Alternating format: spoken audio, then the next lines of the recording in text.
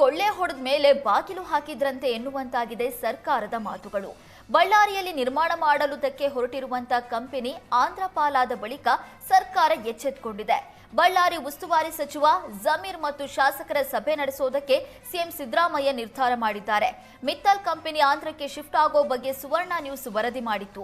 ಬಳ್ಳಾರಿ ತಾಲೂಕಿನ ಕುಡುತಿನಿ ಬಳ್ಳಾರಿ ಬೃಹತ್ steel company ಮಾಡೋದಕ್ಕೆ ಮಿತ್ತಲ್ ಕಂಪನಿ ನಿರ್ಧಾರ ಮಾಡಿತ್ತು. ಕಳೆದ 12 ವರ್ಷದ ಹಿಂದೆ 2643 ಎಕರೆ ಜಮೀನನ್ನ ಮಿತ್ತಲ್ ಕಂಪನಿ ಪಡೆದಿತ್ತು. ಕ್ಯಾಪಿಟಲ್ ಮೈನ್ಸ್ ನೀಡದ ಹಿನ್ನೆಲೆ ಕಂಪನಿ ಆಂಧ್ರದ ವಿಶಾಖಪಟ್ಟಣಂಗೆ ಶಿಫ್ಟ್ ಮಾಡಲಾಗ್ತಿದೆ. 60,000 ಕೋಟಿ ವೆಚ್ಚದಲ್ಲಿ ಆಂಧ್ರ ಪ್ರದೇಶದಲ್ಲಿ ಪ್ಲಾಂಟ್ ಹಾಕೋದಕ್ಕೆ ನಿರ್ಧಾರ ಮಾಡಿದ್ದಾರೆ. ಇಷ್ಟೆಲ್ಲ ಆದ ಬಳಿಕ ಇದೀಗ ಯಾವುದೇ ಕಾರಣಕ್ಕೂ ಕಂಪನಿ ಶಿಫ್ಟ್ ಆಗೋದಕ್ಕೆ ಬಿಡಲ್ಲ ಅಂತ ಸರ್ಕಾರ ಹೇಳ್ತಾ ಇದೆ. ಈ ಕುರಿತು ಶುಕ್ರವಾರ ಸಿಎಂ ಸಿದ್ದರಾಮಯ್ಯ ನೇತೃತ್ವದಲ್ಲಿ ಪ್ರತ್ಯೇಕ ಸಭೆ ಮಾಡಿ ಕಂಪನಿಯ ಜೊತೆಗೆ ಮಾತನಾಡಲಿದ್ದಾರಂತೆ.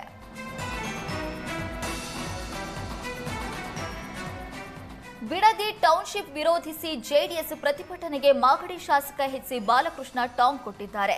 ಈ ಯೋಜನೆಯನ್ನ ಕುಮಾರಸ್ವಾಮಿಯೇ ಪ್ರಾರಂಭ ಮಾಡಿದ್ರು. ಭೈರಮಂಗಲ ಸರ್ಕಲ್ನಲ್ಲಿ ಯೋಜನೆಯನ್ನ ನನ್ನ ಕನಸಿನ ಕೂಸು ಅಂದಿದ್ರು. ಕುಮಾರಸ್ವಾಮಿ ಕನಸನ್ನ ನಾವು ನನ್ಸ್ ಮಾಡಿದ್ದೇವೆ.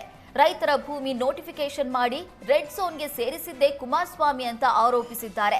ಈಗ ಕುಮಾರಸ್ವಾಮಿ ರಾಜಕೀಯವಾಗಿ ಮಾತಾಡ್ತಿದ್ದಾರೆ. ನಾವು ನ್ಯಾಯಯುತವಾಗಿ ರೈತರಿಗೆ ಪರಿಹಾರ ಕೊಡೋದಕ್ಕೆ ಮುಂದಾಗಿದ್ದೇವೆ. ಇವರ ರೀತಿ ಪೊಳ್ಳು ಭಾಷಣ ಮಾಡ್ಕೊಂಡು ಓಡಾಡ್ತಾ ಇಲ್ಲ. ಈಗಾಗಲೇ ಸಾಕಷ್ಟು ರೈತರ ಜೊತೆ ಮಾತಾಡಿದ್ದೇನೆ. ಅವರ ಅಪೇಕ್ಷೆಯಂತೆ ದರ ನಿಗದಿ ಮಾಡೋದಕ್ಕೆ ನಾವು ತಯಾರಿದ್ದೇವೆ ಎಂದರು. ಕುಣಿಗಲ್ ತಾಲೂಕನ್ನ ಬೆಂಗಳೂರು ದಕ್ಷಿಣ ಜಿಲ್ಲೆಗೆ ಸೇರ್ಪಡೆ ಮಾಡುವಂತೆ ಕುಣಿಗಲ್ ತಾಲೂಕಿನ ಸಂಘ ಸಂಸ್ಥೆಗಳು ಮುಖಂಡರು ಸಿಎಂಗೆ ಮನವಿ ಮಾಡಿದ್ದಾರೆ. ಸಿಎಂ ವಿಶೇಷ ಕರ್ತವ್ಯಾಧಿಕಾರಿಯಿಂದ ಕಂದಾಯ ಇಲಾಖೆ ಪ್ರಧಾನ ಕಾರ್ಯದರ್ಶಿಗೆ ಪತ್ರ ಬರೆಯಲಾಗಿದೆ. ಕುಣಿಗಲ್ ತಾಲೂಕನ್ನ ಬೆಂಗಳೂರು ದಕ್ಷಿಣ ಜಿಲ್ಲೆಗೆ ಸೇರ್ಪಡೆ ಬಗ್ಗೆ ನಿಯಮಾನುಸಾರ ಪರಿಶೀಲಿಸಿ ಸೂಕ್ತ ಕ್ರಮ ಕೈಗೊಳ್ಳುವಂತೆ ಪತ್ರ ಬರೆಯಲಾಗಿದೆ.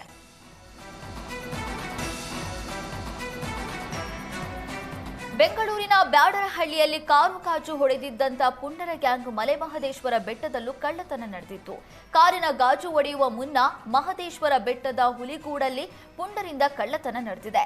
ಸಂತೋಷ್ ಎಂಬುವರ ಮನೆಯಲ್ಲಿ 2.35 ಲಕ್ಷ ಹಣ ಕದ್ದಿದ್ದ ಖತರ್ನಾಕ್ ಗ್ಯಾಂಗ್ ಎಸ್ಕೇಪ್ ಆಗಿತ್ತು. ಮಹದೇಶ್ವರ ಬೆಟ್ಟದಲ್ಲಿ ಪುಂಡರ ಕಳ್ಳತನದ ದೃಶ್ಯ ಸಿಸಿಟಿವಿಯಲ್ಲಿ ಸೆರೆಯಾಗಿದೆ. ಮಹದೇಶ್ವರ ಬೆಟ್ಟ ಪೊಲೀಸ್ ಠಾಣೆಯಲ್ಲೂ ಪುಂಡರ ವಿರುದ್ಧ ಎಫ್ಐಆರ್ ದಾಖಲಾಗಿತ್ತು. ಮಲೆಮಹದೇಶ್ವರ ಬೆಟ್ಟ ಪೊಲೀಸರಿಂದ ತನಿಖೆ ಮುಂದುವರೆದಿದೆ.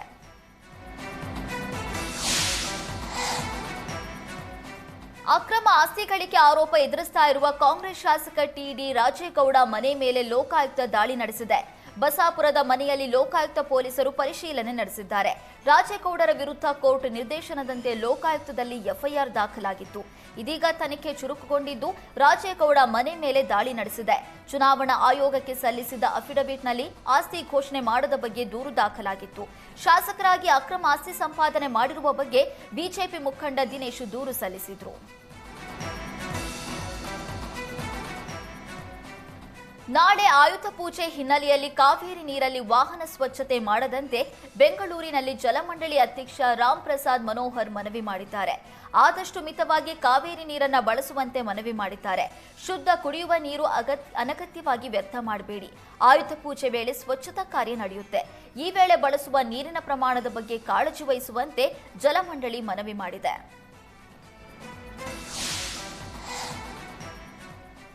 ಶಿವಮೊಗ್ಗದ ಸಿಮ್ಸ್ ಬೋಧನಾ ಆಸ್ಪತ್ರೆ, ಮೆಕಾನ್ ಮತ್ತು ಸರ್ಕಾರಿ ವೈದ್ಯಕೀಯ ಕಾಲೇಜಿಗೆ ಹೊರಗುತ್ತಿಗೆ ಆಧಾರದಲ್ಲಿ ನೌಕರರನ್ನ ಒದಗಿಸ್ತಾ ಇರುವ KSF9 ಸರ್ವಿಸಸ್ ಮಾಲೀಕರ ವಿರುದ್ಧ ಕಾನೂನು ಕ್ರಮಕ್ಕೆ ಜೆಡಿಎಸ್ ಆಗ್ರಹಿಸಿದೆ. KSF9 ಸರ್ವಿಸಸ್ ಜೊತೆಗಿನ ಗುತ್ತಿಗೆ ರದ್ದುಪಡಿಸಬೇಕು ಅಂತ ಆಗ್ರಹಿಸಿದೆ. ಶಾಸಕಿ ಶಾರದಾ ಪೂರ್ಯನಾಯ್ಕ ಅವರನ್ನ ಅವಮಾನಿಸಿದ ಈ ಸಂಸ್ಥೆಯ ನೌಕರರನ್ನ ವಜಾ ಮಾಡಬೇಕು ಅಂತ ಆಗ್ರಹಿಸಿ ಜೆಡಿಎಸ್ ಕಾರ್ಯಕರ್ತರು ಸಿಮ್ಸ್ ಬೋಧನಾ ಆಸ್ಪತ್ರೆ ಎದುರು ಪ್ರತಿಭಟನೆ ನಡೆಸಿದ್ರು.